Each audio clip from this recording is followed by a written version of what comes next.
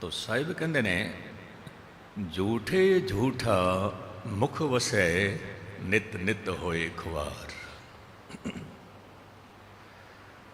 ਜਿਹੜਾ ਮਨੁੱਖ ਝੂਠ ਬੋਲਦਾ ਹੈ ਉਸ ਨੂੰ ਖੁਆਰੀ ਹੀ ਮਿਲਦੀ ਹੈ। ਬਹੁਤ ਚੋਟੀ ਦਾ ਕਥਾਵਾਚਕ ਸੀ ਜਿਨ੍ਹਾਂ ਨੇ ਇਹ ਗੱਲ ਆਖੀ ਕਿ ਇਸਤਰੀ ਅਪਵਿੱਤਰ ਹੋ ਜਾਂਦੀ ਹੈ, ਉਸ ਨੂੰ ਸੰਗਤ ਨੇ ਘੇਰ ਲਿਆ। ਕੈਲਗਰੀ ਦੀ ਗੱਲ ਹੈ। ਕਹਿਣ ਲੱਗੇ ਆਪ ਜੀ ਨੂੰ ਮਾਫੀ ਮੰਗਣੀ ਪਏਗੀ। ਬੀਬੀਆਂ ਇਕੱਠੀਆਂ ਹੋ ਗਈਆਂ, ਸਾਰੇ ਇਕੱਠੇ ਹੋ ਗਏ। ਆਪ ਜੀ ਨੇ ਇਹਦੀ ਵਿਆਖਿਆ ਠੀਕ ਨਹੀਂ ਕੀਤੀ, ਮਾਫੀ ਮੰਗਣੀ ਪਈ। ਸਾਹਿਬ ਕਹਿੰਦੇ ਨੇ ਝੂਠੇ ਝੂਠਾ ਮੁਖ ਵਸੈ ਨਿਤ ਨਿਤ ਹੋਏ ਖੁਆਰ। ਸੂਚੇ ਇਹ ਨਾ ਆਖੀਐ ਬਹਿਨ ਜੀ ਪਿੰਡਾ ਧੋਏ।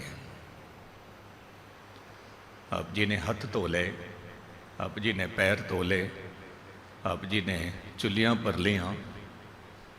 ਮੰਨਦੇ ਹਾਂ ਇਹ ਬਾਹਰਲੀ ਜਿਹੜੀ ਆਲੂਦਗੀ ਹੈ ਹੱਥਾਂ ਪੈਰਾਂ ਤੋਂ ਖਤਮ ਹੋ ਗਈ, ਮਿੱਟੀ ਘਟਾ ਖਤਮ ਹੋ ਗਈ। ਲੇਕਿਨ ਕਿਧਰੇ ਇਹ ਨਾ ਸਮਝ ਲੈਣਾ ਇਸ਼ਨਾਨ ਕਰਨ ਦੇ ਨਾਲ ਤੁਸੀਂ ਪਵਿੱਤਰ ਹੋ ਗਏ, ਗੁਸਤਾਖੀ ਮਾਫ਼। ਕਿਉਂਕਿ ਇਸ਼ਨਾਨ ਕਰਨ ਨਾਲ ਇਹ ਜੋ ਸਥੂਲ ਸਰੀਰ ਹੈ ਇਹ ਨਿਰਮਲ ਹੋਵੇਗਾ, ਪਵਿੱਤਰ ਹੋਵੇਗਾ। ਲੇਕਿਨ ਅੰਦਰ ਜੋ ਸੂਖਸ਼ਮ ਸਰੀਰ ਹੈ ਮਨ, ਉਹ ਇਸ਼ਨਾਨ ਦੇ ਨਾਲ ਗੱਲ ਨਹੀਂ ਬਣੇਗੀ। ਉਹਦੇ ਵਾਸਤੇ ਬਾਣੀ ਚਾਹੀਦੀ ਹੈ, ਨਿਰੰਕਾਰੀ ਬੋਲ ਚਾਹੀਦੇ ਨੇ। ਜਾਂ ਫਿਰ ਸਾਹਿਬ ਕਹਿੰਦੇ ਨੇ ਜਲ ਕੇ ਮਜਨ ਜੇਗਤ ਹੋਵੇ ਨਿਤ ਨਿਤ ਮੈਂਡਕ ਨਹਾਵੇ। ਜੈਸੇ ਮੈਂਡਕ ਤੈਸੇ ਓਈ ਨਰ ਫਿਰ ਫਿਰ ਜੋ ਨਹੀਂ ਆਵੇ। ਜਾਂ ਬੀਜਕ ਗ੍ਰੰਥ ਵਿੱਚ ਕਬੀਰ ਸਾਹਿਬ ਕਹਿੰਦੇ ਨੇ ਗੰਗ ਨਹਾਏ ਜੇ ਨਰ ਤਰੇ। ਮੈਂਡਕ ਕਿਉਂ ਨਾ ਤਰੇ ਜਿਨ ਕੇ ਗੰਗਾ ਮੇਂ ਘਰੇ। ਜਟਾ बढ़ाए जे नर तरे मोर क्यों ना तरे जिनके लंबे लंबे पर है। शंख बजाए जे नर तरे गधा क्यों ना तरे जिनके शंख जैसे स्वर है। कहत कबीर सुनो रे संतो वो ही नर तरे जिनके हृदय में हर है। वो तरदा है। ये बीजक ग्रंथ कबीर साहिब का। तो साहिब कहते ने सूचे यह न आखिए बहन जी पिंडा धोए। सूचे से ही नानका जिन मन वसिया सोए। कल मेरे मित्र ने मैंने एक गल आखी, गल मैनू बहुत चंगी लगी। कहने लगे ज्ञानी जी जे होल्डर दे विच तुसी उंगली पाओ तुहानू करंट लगेगा। मैं क्या बिल्कुल लगेगा।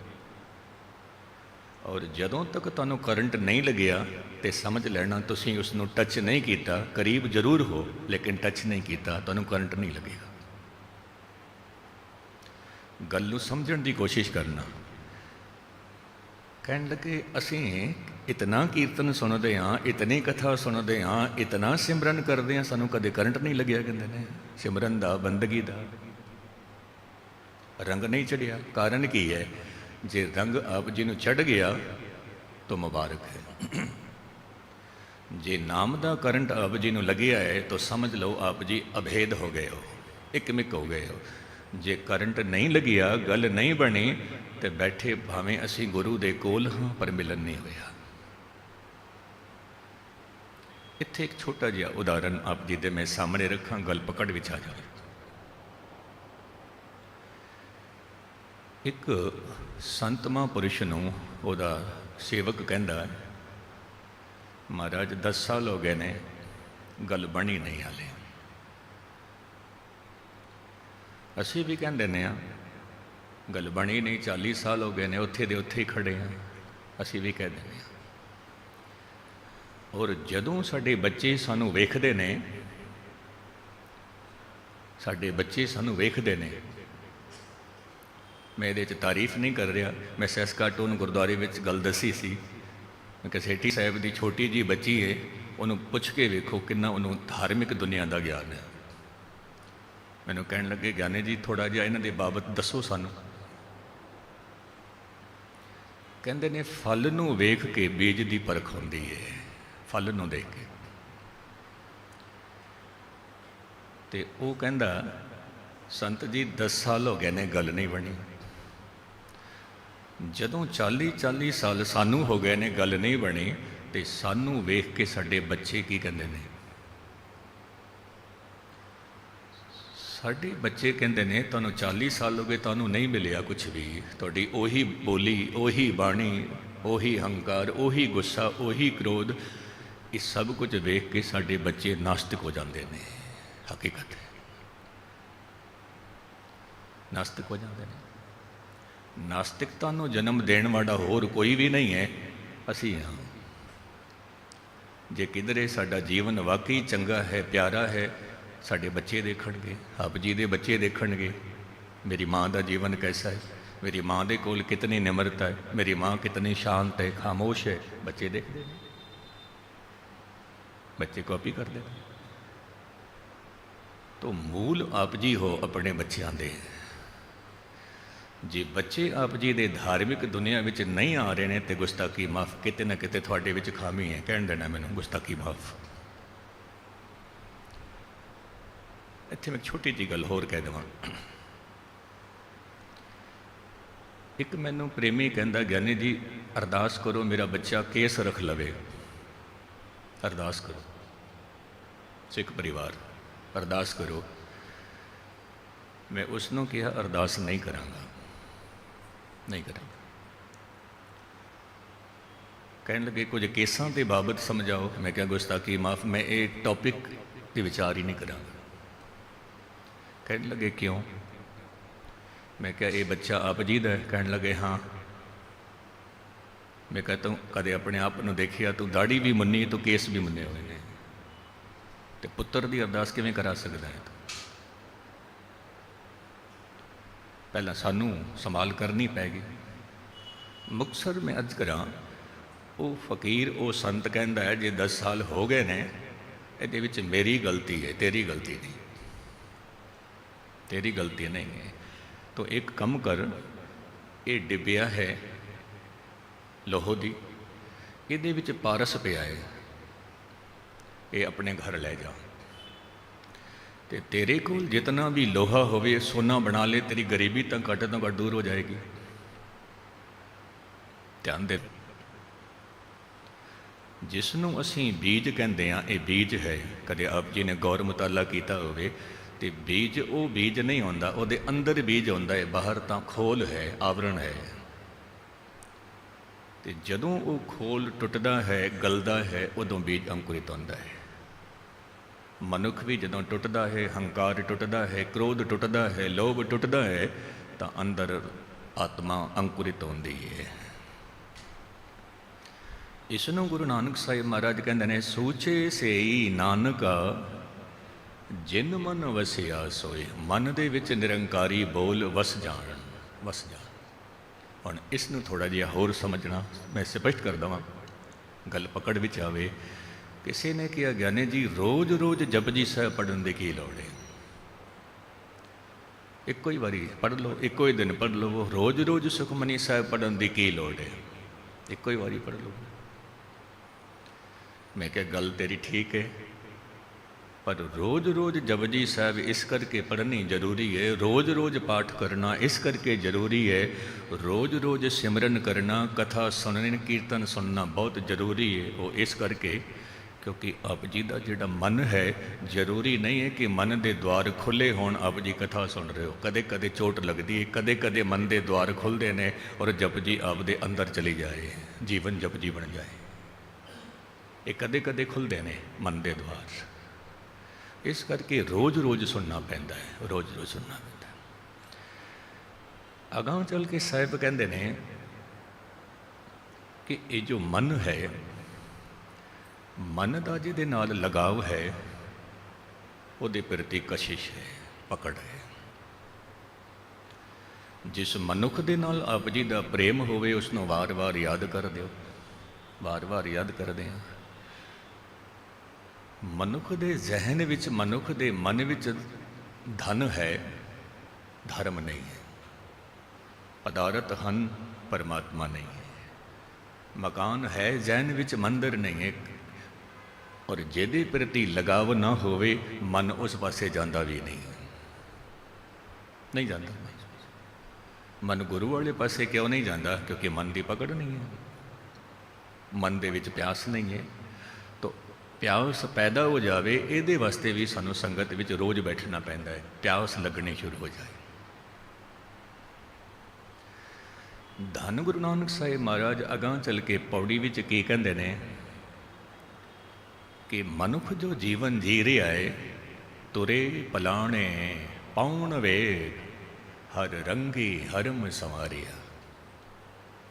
ਮਨੁੱਖ ਦੀ ਚਾਹਤ ਹੈ ਚੰਗੀ ਕਾਰ ਹੋਵੇ, ਚੰਗੇ ਘੋੜੇ ਹੋਣ, ਚੰਗਾ ਮਕਾਨ ਹੋਵੇ, ਔਰ ਉਹਨਾਂ ਦੀ ਰਫਤਾਰ ਐਸੀ ਹੋਵੇ, ਤੁਰੇ ਪਲਾਣੇ ਪਾਉਣ ਵੇਗ, ਪਾਉਣ ਵਰਗੀ ਉਹਨਾਂ ਦੀ ਚਾਲ, ਪਾਉਣ ਵਰਗੀ। ਹੁਣ ਪਰਸੋਂ ਦੀ ਇੱਕ ਛੋਟੀ ਜਿਹੀ ਘਟਨਾ ਮੈਂ ਆਪ ਜੀ ਨੂੰ ਦੱਸਾਂ, ਮੈਂ ਹੈਰਾਨ ਹੋ ਗਿਆ। ਮੈਂ ਅਲਵਰ ਜਾ ਰਿਹਾ ਸੀ ਅਤੇ ਅਸੀਂ ਆਪਣੀ ਮੌਜ ਵਿੱਚ ਜਾ ਰਹੇ ਸੀ, ਅਤੇ ਕਰੀਬ 3 ਕਿਲੋਮੀਟਰ ਤੱਕ ਕਿਸੇ ਨੇ ਸਾਡੀ ਗੱਡੀ ਦੇ ਪਿੱਛੇ ਪਿੱਛੇ ਆਪਣੀ ਗੱਡੀ ਭਜਾਈ, ਅਤੇ ਸਾਡੀ ਗੱਡੀ ਤੋਂ ਉਹ ਆਪਣੀ ਗੱਡੀ ਅੱਗੇ ਵਧਾ ਕੇ ਅਤੇ ਫਿਰ ਵਾਪਸ ਕਰਦਾ ਹੈ। ਅਤੇ ਮੈਂ ਉਸ ਨੂੰ ਪੁੱਛ ਲਿਆ, ਤੁਸੀਂ ਇਤਨੀ ਰਫਤਾਰ ਨਾਲ ਪਿੱਛੇ ਆ ਰਹੇ ਸੀ, ਫਿਰ ਤੁਸੀਂ ਵਾਪਸ ਜਾ ਰਹੇ ਹੋ, ਕਾਰਨ ਕੀ ਹੈ? ਕਹਿਣ ਲੱਗੇ, ਗਿਆਨੀ ਜੀ ਗੱਲ ਸਹੀ ਦੱਸਾਂ, ਤੇਰੇ ਡਰਾਈਵਰ ਨੇ ਮੇਰੀ ਗੱਡੀ ਤੋਂ ਅੱਗੇ ਗੱਡੀ ਕੱਢੀ, ਮੈਨੂੰ ਗੁੱਸਾ ਆ ਗਿਆ। ਜਾਣਾ ਤਾਂ ਮੈਂ ਗੁੜਗਾਵਾਂ ਸੀ, ਪਰ 3 ਕਿਲੋਮੀਟਰ ਸਾਡੇ ਪਿੱਛੇ, ਕਿ ਤੁਹਾਡੀ ਗੱਡੀ ਮੇਰੀ ਗੱਡੀ ਤੋਂ ਅੱਗੇ ਕਿਵੇਂ ਨਿਕਲ ਗਈ? ਇਹ ਹੁੰਦਾ ਅਕਸਰ, ਇਹ ਵੀ ਮਨ ਵਿੱਚ ਈਗੋ ਹੈ, ਤੁਸੀਂ ਕਿਵੇਂ ਨਿਕਲ ਗਏ ਮੇਰੇ ਤੋਂ ਅੱਗੇ? ਤੁਰੇ ਪਲਾਣੇ ਪਵਨ ਵੇਗ, ਮੇਰੇ ਕੋਲ ਐਸੇ ਘੋੜੇ ਹੋਣ, ਐਸੀ ਗੱਡੀ ਹੋਵੇ ਹਵਾ ਵਾਂਗੂ ਚੱਲੇ, ਹਰ ਰੰਗੀ ਹਰਮ ਸੰਵਾਰਿਆ। ਹਰਮ ਕਹਿੰਦੇ ਨੇ ਮਹਿਲਾਂ ਨੂੰ, ਬੰਗਲੇ ਨੂੰ, ਹਰ ਰੰਗ ਦੇ ਨਾਲ ਬੰਗਲਾ ਸੰਵਾਰਿਆ। ਕੋਠੇ ਮੰਡਪ ਮਾੜੀਆਂ ਲਾਏ ਬੈਠੇ ਕਰ ਪਸਾਰਿਆ। ਮਹਿਲ ਮਾੜੀਆਂ ਬਣਾ ਕੇ ਅਤੇ ਪਸਾਰਾ ਕਰਕੇ ਬੈਠ ਕੇ। ਪਸਾਰੇ ਤੋਂ ਭਾਵ ਕੀ ਹੈ ਕਿ ਹੁਣ ਜਿਵੇਂ ਮੈਂ ਮਰਨਾ ਹੀ ਨਹੀਂ ਹੈ, ਮਰਨਾ ਹੀ ਨਹੀਂ, ਪਸਾਰਾ ਕਰਕੇ ਬੈਠ ਗਏ।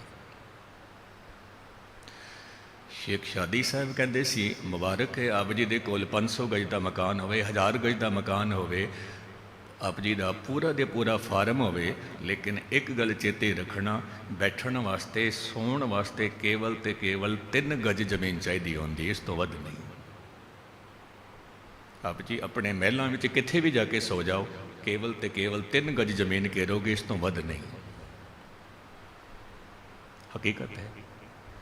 ਆਪ ਜੀ ਦੇ ਕੋਲ ਜਿਤਨੀ ਵੀ ਦੌਲਤ ਹੈ, ਮੇਰੇ ਖਿਆਲ ਦੇ ਵਿੱਚ ਉਹਦਾ 100ਵਾਂ ਹਿੱਸਾ ਵੀ ਆਪ ਜੀ ਰੋਟੀ ਦੇ ਰੂਪ ਵਿੱਚ ਨਹੀਂ ਖਾ ਪਾਉਂਦੇ। ਬਾਕੀ ਤਾਂ ਅਵਰ ਵਸਤ ਤੁਝ ਪੇ ਅਮਾਨ, ਅਮਾਨਤ ਪਈ ਹੈ।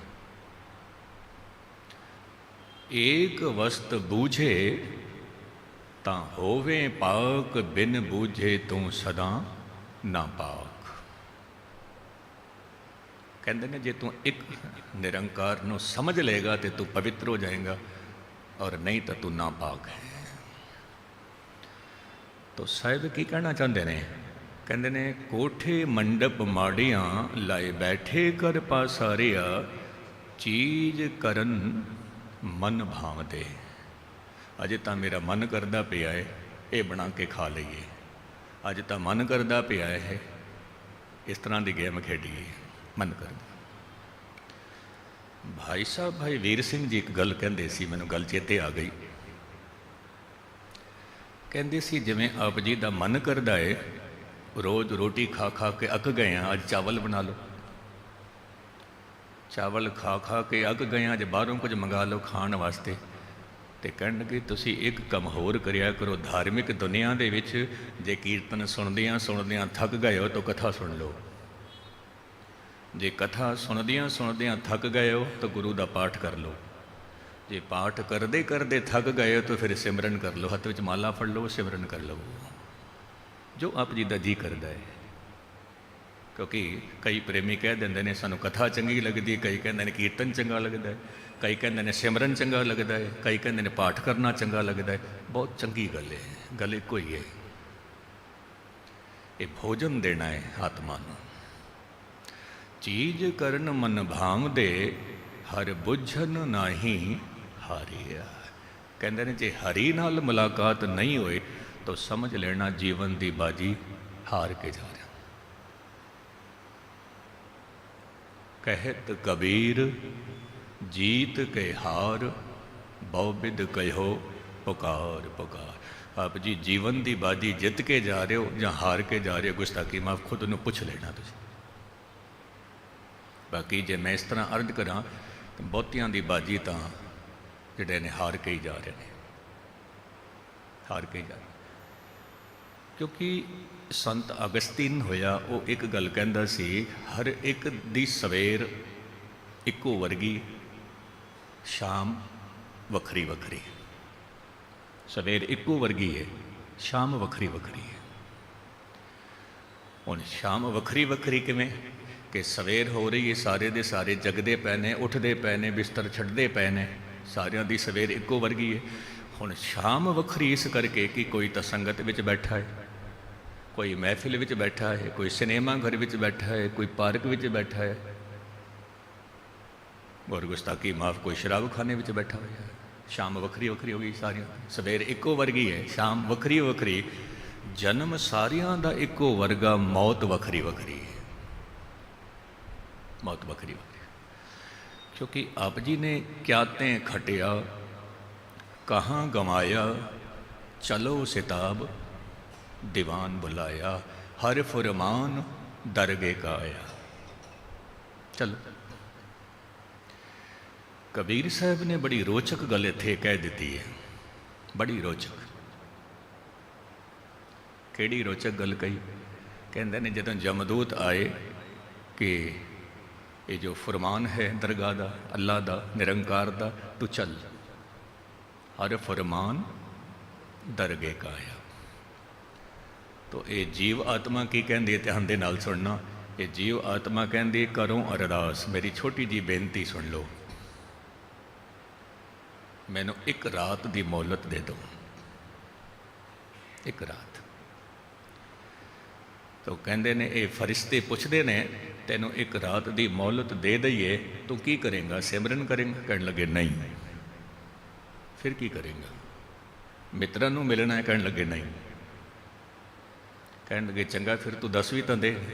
कहते ने घरों अरदास गाँव किछ बाकी, कि पिंडां दे विच माया उधार दिती हुई है, बाकी बहुत कुछ खिल रहा पिया, मैं वो इकट्ठा कर लवां। घरों अरदास गाँव किछ बाकी, लेहो निबेर आज की राती। राती राती मैं इकट्ठी कर लवांगा, सवेरे तड़के सारे मैं थोड़े नाल चला चलांगा। हुण इस मूर्ख नूं कौन समझाए? फिर एक गल होर देखना, कबीर साहब ने गुरु ग्रंथ साहिब विच मौजूद है कि इस जीव ने फरिश्तियां नूं भी कह दिता, थोड़ा जितना भी खर्चा होएगा मैं भरांगा।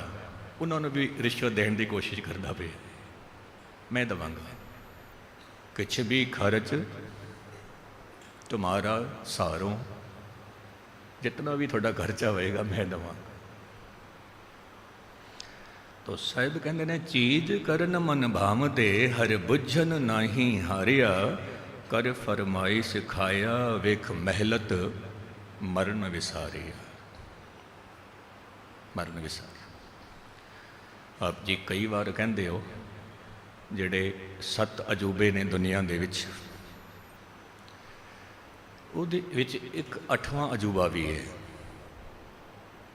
8वां अजूबा वो केड़ा है?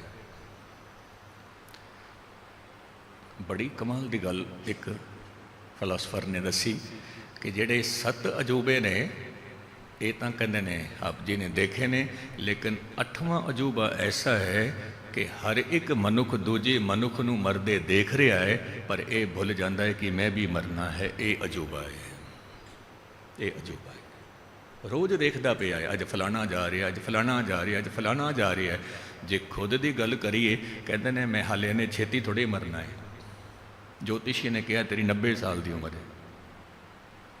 गुरबाणी कहती हम आदमी हाँ एकदमी, मोहलत मोहत न जाना, नानक बिन में तिसे सरे वो जाके जी पराना, अंधे जीवना विचार देख केते के दिना। ए अंधे विचार करके देख कितने को दिन तेरे कोल हन। जे विचार करिए तो गुस्ताखी माफ एक साह का भी पता नहीं पता। वेख महलत मरण विसारिया। हुण अगां दे बोल देखना, जर आई जो बनहारिया। जे किधरे असी एक जवान नूं खड़ा कर दईए, उहदे सामने एक बुजुर्ग नूं खड़ा कर दईए, कौन जितेगा? जवान जितेगा, बुजुर्ग हारेगा। जे दोवां नूं कह दईए तुसीं दौड़ लगाओ, जवान जितेगा, बुजुर्ग हारेगा। लेकिन धन गुरु नानक साहिब महाराज कहते हैं एक पड़ाव ऐसा आंदा है, जर आई जदों बुढ़ापा आया, जो बन हारिया, जवानी हार गई, जवानी हार गई। वाकई जवानी हार जाती है जदों बुढ़ेपा आउंदा है, जदों वाल चिट्टे होंदे ने, जिहड़े साडे केस काले ने अपने आप चिट्टे हो जाते हैं। तुसीं रोज़ केस काले करते जाओ, बुढ़ेपे नूं मिटाउण वास्ते रोज़ चिट्टे हो जाणगे, रोज़ चिट्टे। तुसीं रोज़ काले करो, रोज़ चिट्टे।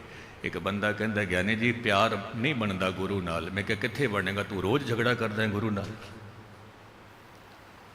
कहने लगे किहड़ा झगड़ा? मैं क्या गुरु केस चिट्टे करदा है, तू रोज़ काले कर देना, ये झगड़ा नहीं तां की होर। मनुख कहता है मैं बुढ़ेपा छिपाना है। कित्थों कित्थों छिपाओगे? केसां तो छिपाओगे, स्किन तो बुढ़ापा निकलेगा। स्किन तो बुढ़ेपा छिपाओगे, कन्ना तो दसेगा, और कन्ना तो बुढ़ेपा छिपाओ, अखां तो दसेगा। और मैं गरज के अर्ज करा, सारे पासे तुसीं बुढ़ेपा छिपा लवो, पर गोडे दसणगे, हूँ बड़ा हो गया, गोडे दसते तुहाडा उठना बैठना तुरना फिरना हुण ये दसदा है तू बड़ा हो गया। जवानी नूं कबूलिया, बुढ़ेपे नूं भी कबूल। जवानी दा अपना मज़ा है, बुढ़ेपे दी अपनी सुंदरता है। तो ये भी कोशिश करिया करो कि जो बुढ़ेपे दी सुंदरता रब ने बख्शी है उन्होंने भी ना बिगाड़ो। अजोके बच्चे की करते हैं, एक ऐसा वक्त चलिया कि केस जेकर चिट्टे हो गए तो काले करते पे हाँ, तो साढ़े जवान जवान बच्चे कुड़ियाँ वो केस जवानी दे विच ही चिट्टे करने की कोशिश करते हैं। कहते हैं ज्ञानी जी ये भी फैशन चलिया है। हद हो गई। जे ये भी फैशन है, जे ये भी सुंदरता है, तो बुढ़ेपे दे विच सानू सुंदरता दिती है गुरु ने। बाल चिट्टे हो गए, ये भी सुंदरता है, ये भी सुंदरता। बचपना गुरु ने दिता, वह आनंद माणिया, फिर बचपना चला गया, फिर जवानी आई, आप जी ने उसनों भोगिया।